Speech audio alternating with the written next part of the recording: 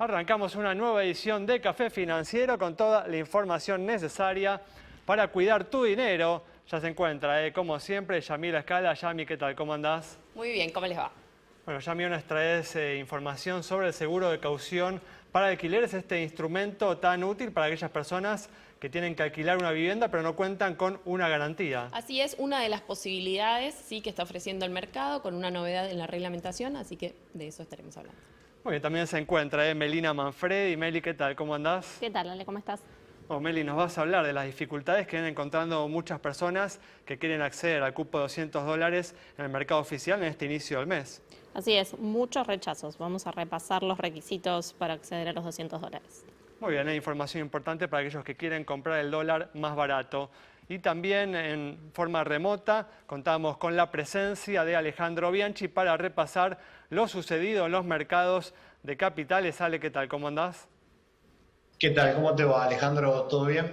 Muy bien, mercados expectantes ante el resultado de las elecciones presidenciales en Estados Unidos. Vamos a estar hablando de estos temas en los próximos minutos. Y en el último bloque también vamos a conversar con el economista Fausto Spotorno para analizar las principales noticias económicas de estos últimos días. Quédate con nosotros, vamos a ir a un breve intervalo y en instantes regresamos con todos estos temas.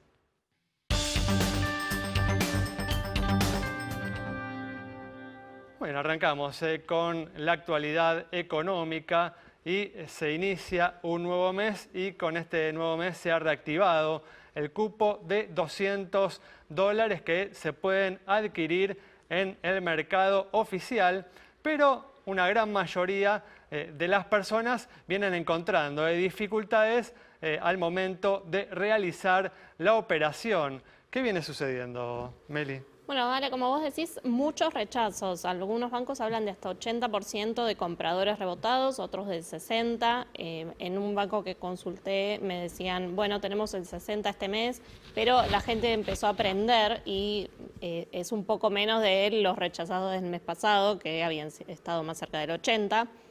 En concreto, bueno, el universo de personas que pueden acceder al cupo de los $200 es muy reducido desde las últimas limitaciones, así que si te parece, Ale, repasamos algunas. Dale, por favor. Para tener en cuenta a la hora de ver por qué me rechazó el banco. Esto puede ser por haber cobrado con ATP, haber pedido, por ejemplo, créditos para monotributistas a tasa cero, tener refinanciaciones de tarjetas de crédito o de préstamos en el marco de las medidas de la pandemia impulsadas por el gobierno.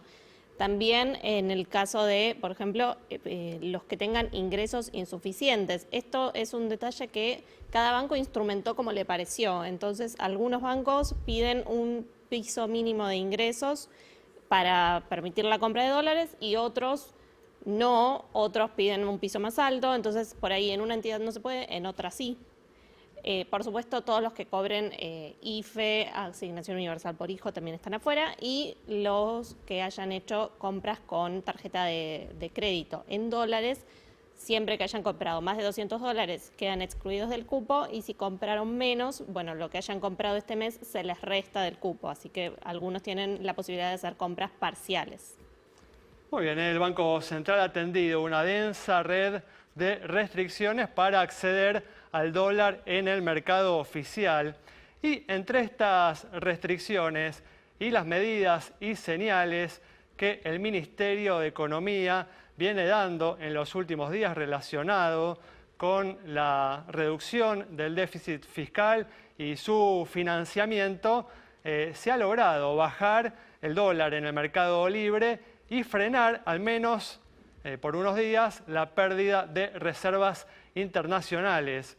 De hecho, bueno, Ale, hoy el dólar en el mercado libre continuó con su caída, por ejemplo, en el segmento informal, en donde el denominado blue cerró en torno a los 160 pesos y el dólar financiero se ubicó entre los 140 a los 146 pesos, lejos de los valores que se habían alcanzado semanas atrás.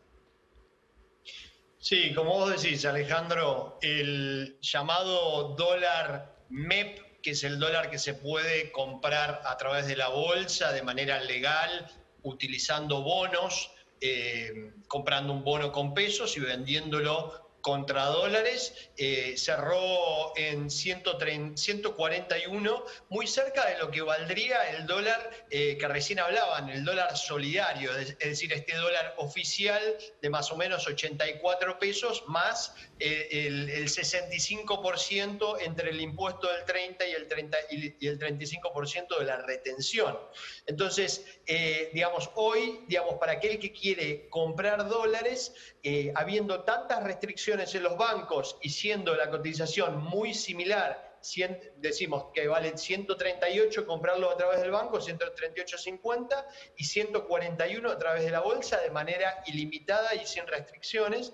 Hoy pareciera ser, digamos, que ya casi no hay alicientes para que vayan a sacarle más reservas al Banco Central y vayan, digamos, en contra del Banco Central.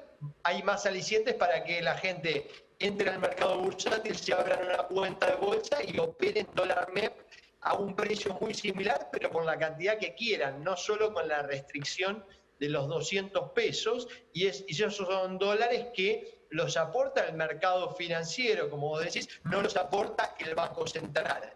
Entonces, ¿cuál es la explicación de que el dólar, digamos, MEP haya caído 17% la última semana del mes pasado? Y ahí encontramos dos motivos. Por un lado, tenemos que se redujo el parking, desandó el Banco Central y la Comisión Nacional de Valores estas restricciones de tener que quedarse comprado en los bonos y expuesto a mayor riesgo durante mayor cantidad de días en los bonos. Lo redujo de 5 días hábiles a 3, y eso, digamos, aumentó, digamos, la cantidad de oferentes. Y también para aquellos que quieren especificar, lo redujo a 0. Es decir, si hoy especificás en la bolsa, especificás inmediato. Es decir, llegás con dólares, comprás el bono con dólares, lo llevas a pesos y en inmediato ya especificaste. Es decir, hizo asimétrica la dolarización, que hoy tiene un parking de 3 días, y la especificación que tiene 0 días de parking.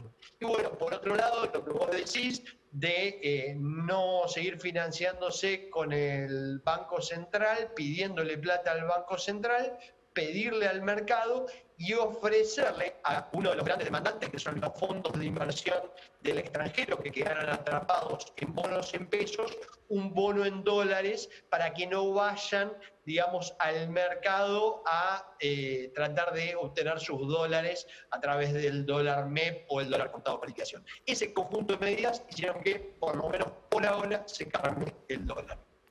Muy bien, perfecto. Vamos a continuar y hablando de estos temas a lo largo del programa, pero ahora vamos a brindar información sobre el seguro de caución para alquileres, como decíamos en la apertura, este instrumento tan útil para aquellos que tienen que alquilar una vivienda, pero no cuentan con una garantía para hacerlo.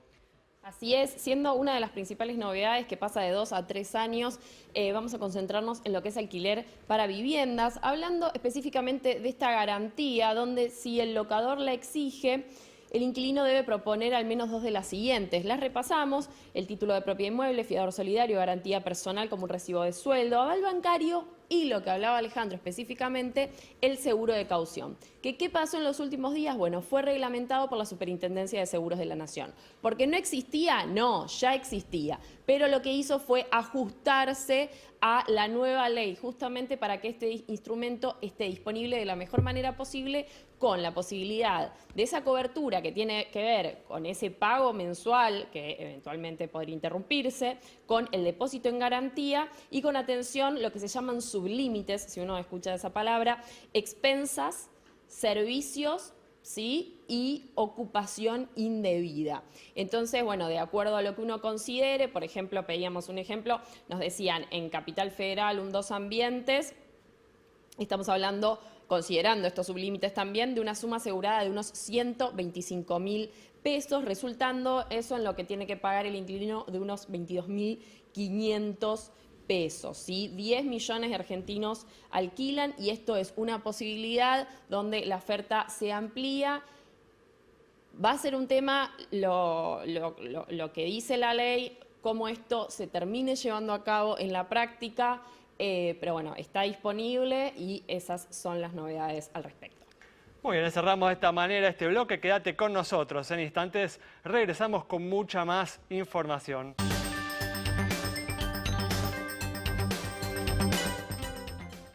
Muy bien, continuamos con este segundo bloque y la titular del ANSES, Fernanda Raberta, se refirió en estos últimos días a lo que sucederá con el ingreso familiar de emergencia, este subsidio con el cual el gobierno viene asistiendo a las personas más afectadas en esta cuarentena.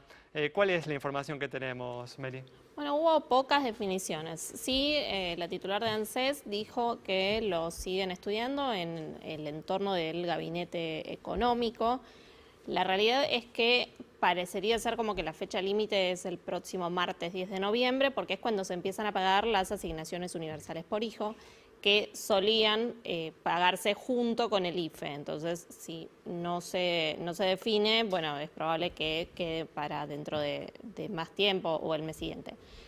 Por el momento, la titular de ANSES lo que dijo es: lo estamos estudiando y estamos viendo según cómo avanza la situación epidemiológica y a medida que se van abriendo actividades y zonas en el interior del país, si es realmente necesario hacer o no un pago.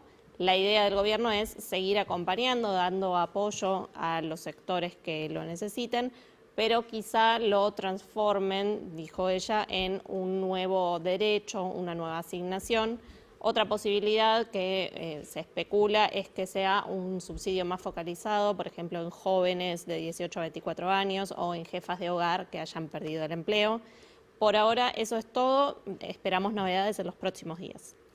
Muy bien, mientras tanto también se prorrogó, ¿no?, la suspensión del trámite de la fe de vida que tienen que hacer los jubilados, ¿no? Así es, todo lo que sea supervivencia sigue suspendido hasta el 31 de diciembre y también, Alex, todos los que tenían créditos ANSES que se les habían ido acumulando intereses no pagados por flexibilidades que había dado el organismo, finalmente se les van a condonar esos intereses. Perfecto.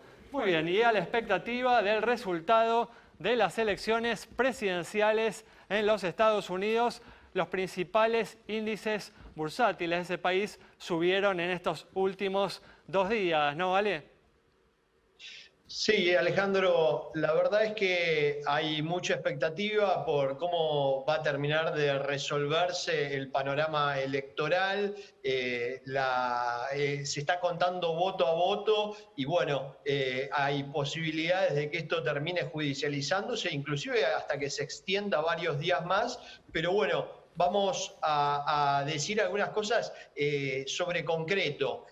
Pareciera ser que el Senado sí va a ser republicano y eso podría frenar la posibilidad de que se aumenten los impuestos a las corporaciones en los Estados Unidos. Eso aumentaba mucho a los índices en términos generales, le daba una tónica positiva a los índices del mercado y por otro lado algunos sectores específicos beneficiados. El sector de salud, que ante, digamos, la ventaja que empezaba a mostrar Biden con un posible Obamacare 2, se veía con fuertes incrementos en el día de hoy. Y por otro lado también en California no solo se votó a presidente, no solo se votaron, digamos, los nuevos legisladores, sino que también hubo algunas compulsas populares respecto de, por ejemplo, Uber y Lyft, que son las compañías, digamos, que emplean de manera contractual a sus choferes para hacer estos transportes similares a los taxis o en competencia a los taxis, querían, digamos, seguir pudiéndoles dar ese tipo de empleo de manera contractual y no tenerlos como empleados de la compañía y que, digamos, su relación laboral sea con todos los beneficios de un empleado digamos, normal de cualquier compañía, ¿no? Salario mínimo, cantidad de horas, bueno, un montón de cosas que, digamos, el Estado finalmente votó a favor de que sigan siendo de manera contractual estos empleados y en el día de hoy subían 15% las acciones de Uber. Muy bien, con esta información cerramos este segundo bloque. Quédate con nosotros. Al regreso vamos a estar conversando con el economista Fausto Spotorno.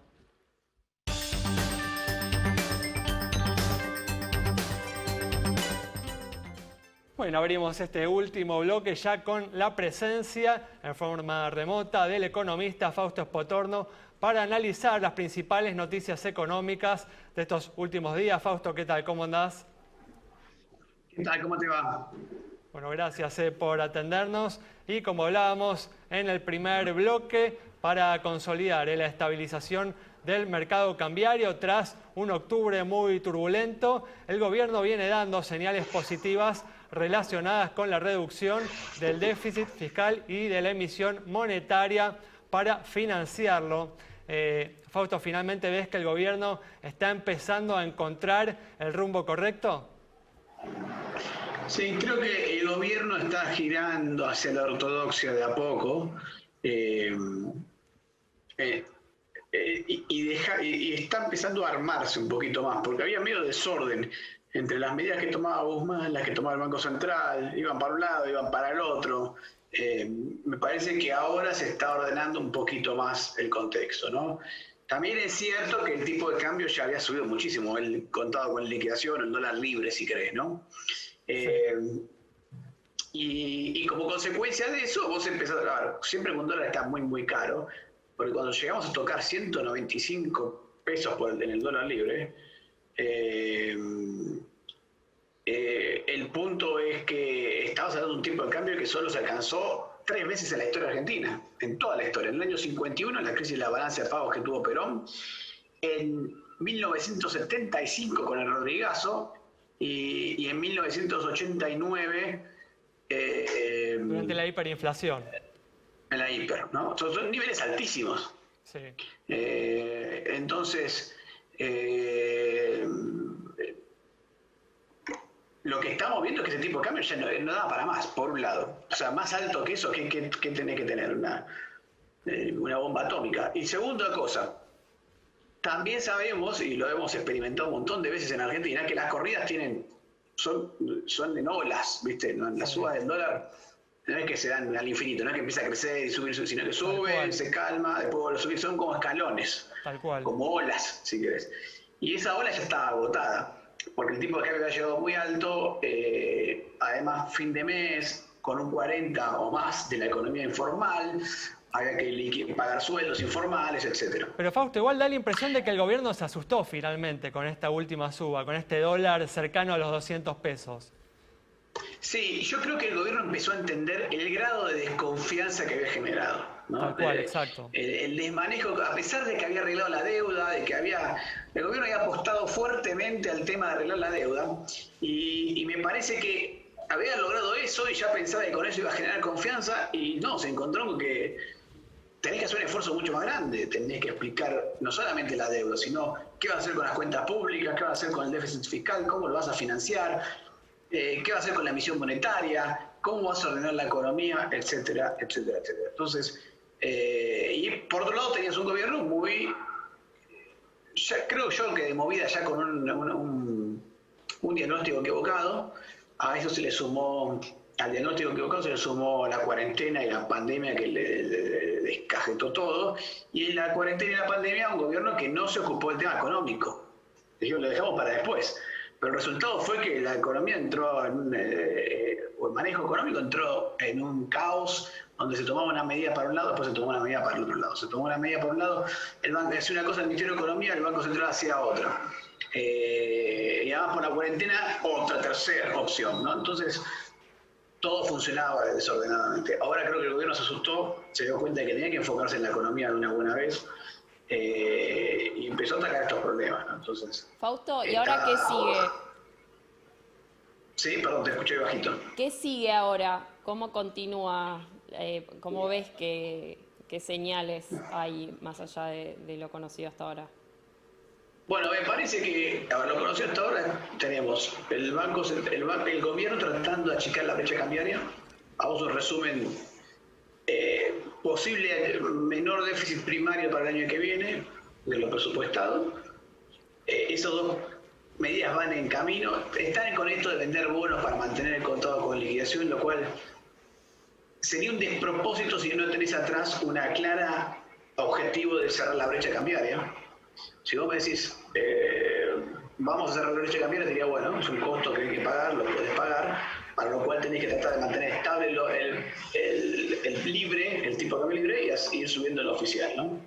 Ahí te vas a encontrar en algún momento con el límite de los impuestos que le pusiste al tipo de cambio oficial, porque mientras tengas 65% de impuestos al tipo de cambio oficial, no va a bajar de eso la brecha, porque ahí pusiste un piso de la brecha. Entonces en algún momento, si llegás a ese punto, probablemente haya que repensar esos impuestos en país y el impuesto anticipo de ganancias. Y después que el otro tema es el acuerdo con el FMI, porque ahí está en un programa ordenado, con un tipo de cambio más competitivo o más en línea con lo que espera el mercado, que es el tipo de cambio, un programa fiscal más prolijo, por lo menos, más sensato, más sostenible, y un acuerdo con el FMI, ya tenés un par de cosas, y el arreglo de la deuda que ya se dio, ya tenés un par de cosas como para hablar de un programa más sensato. Ajuste de tarifas también, eso ya también se habló. Y ahí lo que queda para mí a diseñar es, ojo, que vas a tener un shock inflacionario. El shock inflacionario creo que ya lo vas a tener. Fausto, La cuestión es cómo lo vas a justamente manejar. relacionado con eso, ¿no? En los últimos días el gobierno logró frenar la pérdida de reservas que venía registrando el Banco Central. ¿Crees que se va a lograr evitar la devaluación que muchos están esperando, por la que muchos están apostando? La devaluación del peso del mercado oficial, ¿no? Sí, en realidad, a ver, lo que pasó es que, a ver, lo que me imagino es que vamos a tener un periodo todavía difícil, porque no es que empezás a acumular, para la pérdida de reservas y enseguida está todo bien, ¿no? Todavía tenés un camino por hacia adelante. Vos fijate que cuando mirás la balanza comercial se achicó muchísimo, se achicó muchísimo la balanza comercial, incluso la balanza base caja prácticamente fue cero en septiembre, o sea, no tuviste superávit comercial. O sea, que le explico a la gente que vos tenés un déficit con un superávit comercial. Nos quedan 40 segundos, Fausto, para ir cerrando la idea. Sí. Dale.